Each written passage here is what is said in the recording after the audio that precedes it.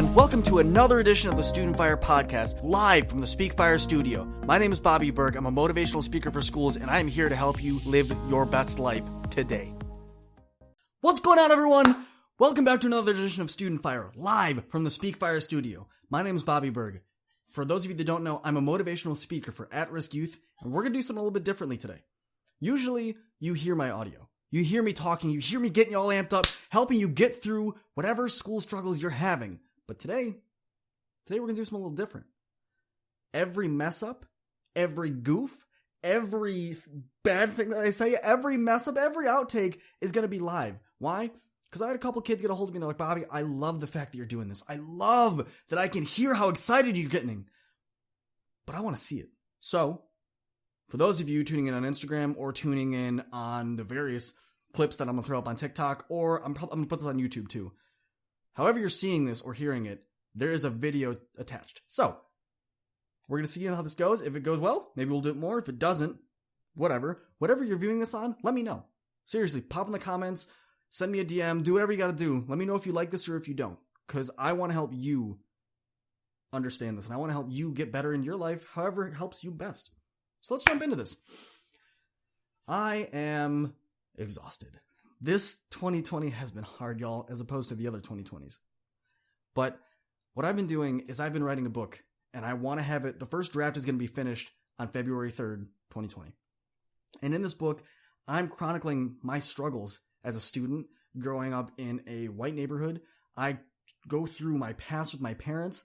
I go through the struggles that I had growing up. I go through how hard school really was for me, because although it was fun, it was not easy by any stretch of the imagination. And one of the chapters I'm going over, I start talking about feeling fake and having imposter syndrome.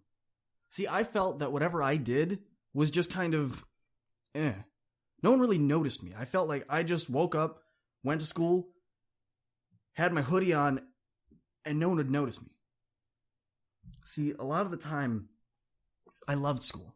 I loved my friends. I loved learning. I loved learning, and I loved everything that happened when I was there. But there were so many kids that just made me feel like I didn't belong. As a lot of you know, I grew up in a completely white neighborhood. There were maybe 10 African American people in the whole city. So, it wasn't really a city, it was a town, but you get what I'm saying. It was small. It's your middle to upper class, suburbia in every sense of the word.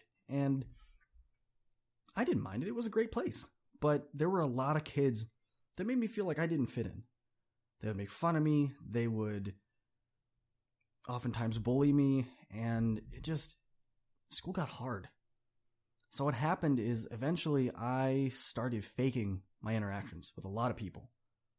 I learned that if I said certain things or kind of fit myself into the joke culture that they were making, or that I would be on the social norms that everyone was with, even if I didn't really believe it myself, kept them off my back.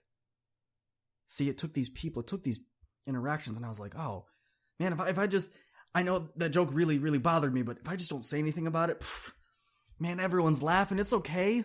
It's okay, and guess what's not happening anymore? I'm not getting bullied. This is awesome. Well, a month of that happened. Then 2 months happened. And then 6 months happened. And I would go to school every day, and I would put the same hoodie on every single day, because I felt that hoodie just kept me safe. So it was like my suit of armor. As long as I had that on, they couldn't make fun of me. They couldn't bully me. Whatever they said, whatever they did to hurt me, wouldn't work.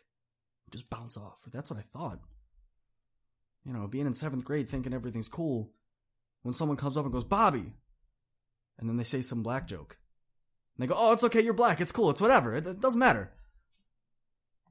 And I'd sit there and I'd laugh and be like, yeah, and I'd think to myself and be like, yo, that wasn't funny. That was actually really hurtful. I don't care, because I know who I am, and I love myself enough that I'm going, that was just a joke. It was just a joke.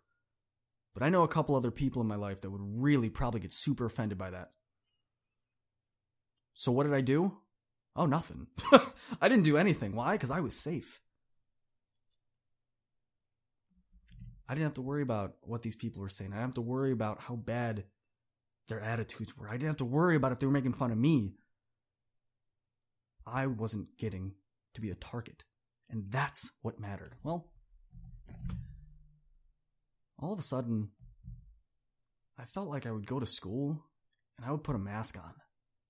Like, I seriously felt like when I would walk into school every day, and I didn't realize this until my guidance counselor brought it up. I would walk into school every day and just go, and bring my hands up above my head, and bring them back down.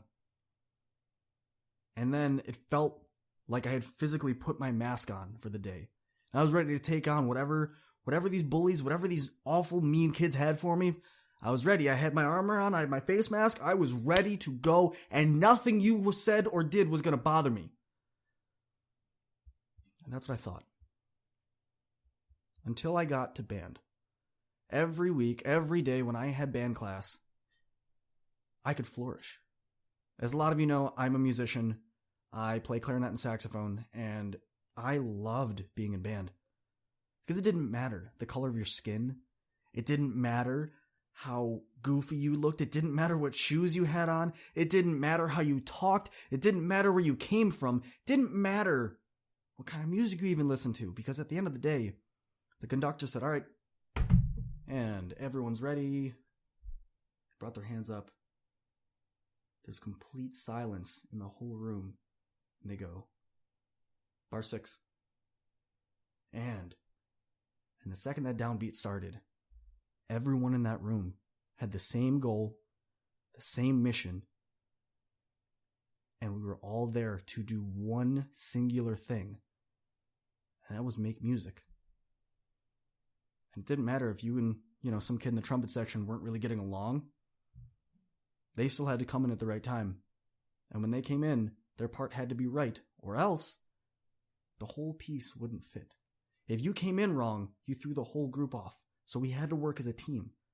Whether you liked the other person next to you, or whether, you just had issues with the people in the group, or whether you were best friends, it didn't matter. We all had to work together or the whole thing wouldn't work. I remember one day sitting there and we played this really emotional piece called There Blossoms Down. I don't remember who the composer is, but it's a very lyrical, very romantic, very expressive piece. And it takes these really thick chords, and it takes every performer in the group at one point plays with at least 6 other people, like 6 other sections. And the way that the chords mesh, it's almost as though the composer was going, I want all of you to take your issues. I want you to take all these bad things that you've been feeling. I want you to take all of these emotions that you've been hiding from the world, and I want you to hand them off to one another. I want you to break a piece off and give it to your buddy. I want you to break a piece off and give it to the person in the section that you've never talked to. I want you to reach out to every person in this group and realize that you don't have to hold that whole broken piece to yourself. You can break it off and hand it to everyone, and together we're going to share this weight. Together we're going to get through this. Together with this piece of music, we're all going to take our insecurities, we're going to take our faults, we're going to take every bad feeling that we have, that we hide behind our mask, and we're going to take that mask off together. And I kid you not, every single time I play this piece, I have to, either at the end of the performance or whatever, I have to go cry, because to this day, that piece, I still picture myself taking my mask off. And I don't know if he's listening to this, but Mr. Vitale, when you said that one day in rehearsal, you really changed my life. Truly. You said, with this piece, you guys, you have to take your mask off. And you just glossed over that and went on to the next thing. And I remember sitting there, because I wasn't playing, you were working with another section. I remember sitting there in class, and I brought my hands together, put them on my face, went from the top of my head all the way down to my chin, and let my hands drop. And that was me taking my mask off in school for the very first time. And I remember going to lunch that day, and a couple of the bully kids were there.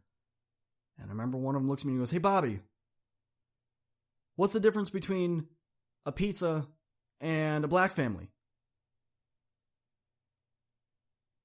And I looked at him and I said, "You know what, man? I don't really care. You know what? I'm really seriously tired of you making these bad jokes. They're not funny. They're not impressive. And honestly, they're really hurtful to some people. I know you don't care about it, but someone might. And I'm not saying that someone's me, because I don't. I'm over you. I'm over these jokes, and I'm over the fact that you feel so bad about yourself that you can't take your mask off, man. Stop making these jokes. Stop bullying and making fun of other people to make yourself feel better, dude. You're better than this, and I know it." And I walked away. And of course, you could hear everyone in the room talking because we were at lunch. And I could feel that kid just sitting there, looking at me, shocked for A, the fact that I had stood up to him for the first time, and secondly, that someone had said that to him. Someone had actually put into words what he was feeling, and that was the fact that he was trying to cover up his own insecurities by making other people feel bad. And I remember asking the same kid, probably about 2 years ago now, I said, "Hey man," he and I are very good friends. I'm not going to name him because got him. But I asked him, I said, "Hey man, why did you do that? You know, all those years ago." And he goes, "Man, my dad's really racist. Really racist. And I grew up with that. And I thought that's just how people acted." And truthfully, at that time, I never believed him. I never believed him, but I couldn't think for myself. And for the first time in my life, I remember you said something to me. I don't remember what it was, but I remember all you said to me was, take that mask off, dude." And it changed how I looked at life. It changed how, you notice after that day, how many times did I ever make fun of you? How many times did I ever make racist jokes? And I was like, "Well, truthfully, man, I don't remember." He goes, "I didn't." Because after that moment, I started calling other people out. And I'll tell you right now, that's why I thank you every time I see you. I was like, "Really?" He goes, "You notice every time we see each other, it's, you know, the bro hug. And then I say, 'Hey man, oh, it's great to see you. Thanks.' And then we get on with whatever we're doing." I was like, "What? You really do that?" But what it took was someone finally opening up to him and saying, "Hey, stop. Stop worrying about everyone else. Think about you." Sometimes you have to take someone that's hurting, that's going through a lot, and just show them that they can feel incredible. Can you imagine how great this world would be if you just once a day told someone else, "Hey, your nails look really awesome." Or, "Hey, I noticed you got a new outfit on. It looks really good." Or, "Oh, hey, I noticed you've been studying really hard. Pfft, way to go." Or even, "Hey, I know your free throws have been, they were lacking at the last game, but I've been seeing you practicing a lot more, and I can't wait to see you rock that next game." Right? Y'all, this isn't that deep. This is not that deep. It's little adjustments that we make that help us really become one with yourself. Makes you really start loving yourself. And when you love you for who you are, y'all, you're going to change the world. All you have to do is make one person's day a little bit better. And it's like the ripple effect. You throw a rock in the pond and all of a sudden the ripples go out. That's how it happens. Take your mask off. If you do anything this week, I want you to identify one issue that you're kind of keeping here. You don't talk about, you don't bring up, you kind of do whatever you got to do to keep yourself hidden and let it go. Talk to yourself in the mirror. Go home one day, shut your door, and write in your journal and say, "Hey, I have issues with this. Here are some things about myself that I don't like or that I'm insecure about." And then what I want you to do is I want you to take that list and I want you to start working through it. Pick one thing to let your guard down with. One thing. And this could be simple. You could go home to your family and say, "Hey, mom, dad, sibling, parent, guardian, whoever, coach, whoever you feel comfortable opening up to, and say, "Hey, I need to talk to you for like 5 minutes. You don't have to say anything back. I just want to talk." And talk to them. It's that easy. And say, "Hey, for instance, I feel that I look really funny because I might have some acne on my face. I might be a little overweight. Y'all, I'm not going to do this. We could go into issues that you think look awful forever. But say this is an example of it. And you go, this really bothers me about myself. But I'm taking the first step today to really overcoming this. And I just need to say it out loud. I'm going to say it to someone so that I don't feel uncomfortable just saying it to myself. I'm now holding myself accountable by actually doing it, and there's someone else involved. So someone has to keep me honest, right? Do that this week. Y'all, it's the start of the year. It's the beginning of the year. Let's not start this year with last year's bad habits. Pick something and start to take that mask off. All right? That's all I got for you on this one.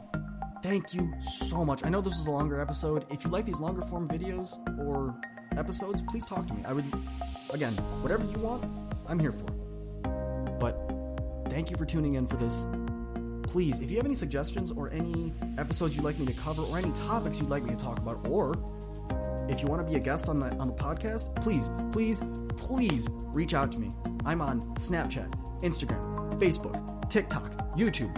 You name it, I'm there. Please go ahead, hit me up. I would love to hear from you. And if you would be so kind, whatever podcast app you're listening to this on, or if you're on YouTube or whatever, please leave a review. I would love to see what you have to say, and better yet, it helps promote the podcast. And the more we promote the podcast, the more we can get people on, and the more people can hear what I have to say, and we can help them achieve their best life today. That's all I got for you in this one. I hope everyone has a wonderful week.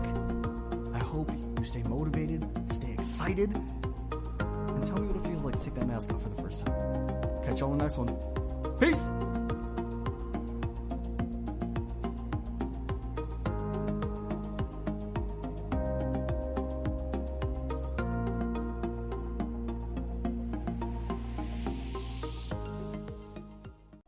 That was another awesome episode of the Student Fyre podcast. Thank y'all for sticking around for this long, but I got a question for you. Have you ever thought about starting your own podcast? See, when I was trying to get this podcast off the ground, I had a lot of questions, like how do I record an episode? How do I get my show to apps? Like, do I have to do it individually, or can I just have one place that does everything for me? And most importantly, how do I make money from my podcast? Is that even an option? Well, honestly, y'all, your answer is Anchor. Anchor is the one-stop shop for recording, hosting, and distributing your podcast. Best of all, it is 100% free and ridiculously easy to use. And now, Anchor can match you with great sponsors that want to advertise on your podcast. Yes, you. That means you can get paid to make the podcast. You can get paid to podcast the right way. In fact, that's exactly what I'm doing right now by reading this ad. If you want to get in on this, if you want to make your podcast a reality and you want your success and your word to be a thing, man, you already know. Hop over to Anchor and give it a start.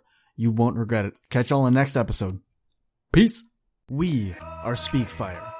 Who are we? We are a collective of inspirational, motivational, life-guiding speakers here to help you make your best life available and real today. For everyone that's looking for anything and everything leadership, you have to check out my guy, Michael Gingrass, over at Leadership Fyre. For my youth that are coming up, for those of you that have questions that need answers, go hit up Sean B. He's the host of Young Fyre, killing the game every single Monday. For those of you that have questions that go a little deeper, for those of you that need that internal fire inside of you, not just sparked, but you need those flames fanned, go check out Aisha Thomas with Internal Fire. For my fathers, y'all, you are the real MVP. Go check out my guy Jody Cedric, the host of Father's Fire. For my champions, for my people that need to be the champion of not only their day, but their entire life, man, you'll gotta check out my man Neil Legend over at Champion Fire. For my students, doesn't matter if we're talking elementary, middle school, high school, college, my graduate students, all of you, for everything student empowerment, student leadership, and student productivity, tune in to Student Fyre with me, your host, Bobby Berg. We are Speak Fyre, live every Monday morning, 4 a.m. Eastern Standard Time. You gonna wake up with us? Let's get it. I am excited to bring you my new book, Trendsetter, 7 Steps to Radically Stand Out to Be the Best You. This book details my journey of coming to the United States and being excited to embrace the American culture. But unfortunately, my culture was not accepted, and I found myself being bullied as a young girl. And in this process, I decided that I wanted to disconnect from my culture to be more accepted into American culture. And through that process, I got so depressed from trying to fit in that I attempted suicide my freshman year in high school. So this book talks about the journey of what I did to become radically transformed to be the strong woman I am today. This book is something that's really going to enable the reader to understand and embrace who they are, embrace what makes them special, and become radically transformed. Get your copy today at becomingatrendsetter.com. Again, that is becomingatrendsetter.com, or check it out at my website at aishathomas.org.